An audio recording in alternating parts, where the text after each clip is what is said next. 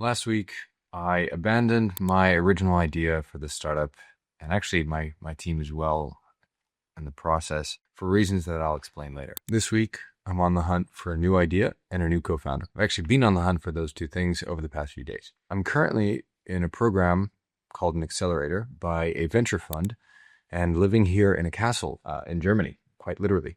In 2 weeks' time, I'm going to pitch in front of a mock investment committee, which is going to decide whether I go to San Francisco to pitch the real investment committee in October. So if I get through that real investment committee, we then get a little bit of pre-seed funding with Entrepreneur First, which is the venture fund that's organizing this, and we're off to the races. This week is going to be really important for me to figure out a direction in terms of my idea. Over the past few days, I've been exploring especially the FMCG, so that's fast-moving consumer goods, and I've also been exploring the supply chain space. The reason I'm exploring those two spaces is especially because I have a little bit of context in them, and I think there's a lot of opportunity for software-focused companies. The other spaces where I have understanding are especially kind of the small businesses world. That's what I used to have. I used to run a small agency of my own, but I think it's also a world that is oversupplied with software.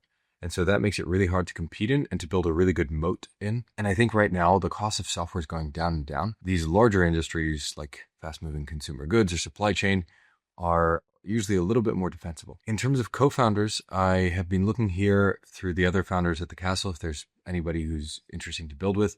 What I'm really looking for is a world-class co-founder. And what that means is two things.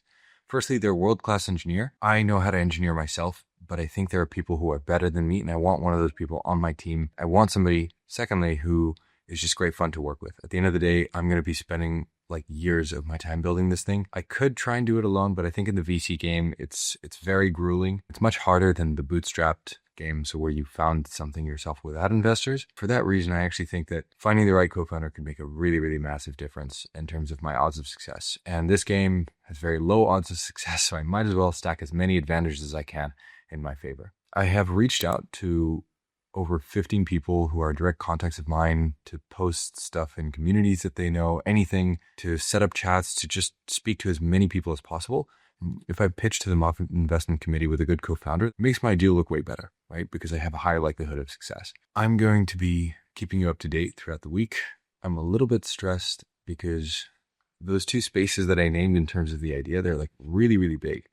And so actually narrowing that down is really important, but understanding where to start is a bit of a challenge because I don't know the space very well myself. The spaces that I do know, honestly, I think are generally quite oversupplied in terms of software. There are other industries where I can just make a bigger impact. And at the end of the day, I think they'll force me into zones of discomfort. And I think I'm going to learn a lot more. And I think it's a different kind of adventure. And so I'm up for that. Although I am a little bit uneasy about just how much it is to take on. So that's the real stuff that I'm focused on right now. I spent today trying to ideate. I spent it on a couple calls with people, potential co-founders that I spoke to, a few of them, but nothing that really clicked so far. I spent the last few hours trying to do research in the space, but also trying to narrow down my interests because supply chain or fast moving consumer goods, it's like this big idea that takes a lot of things into account.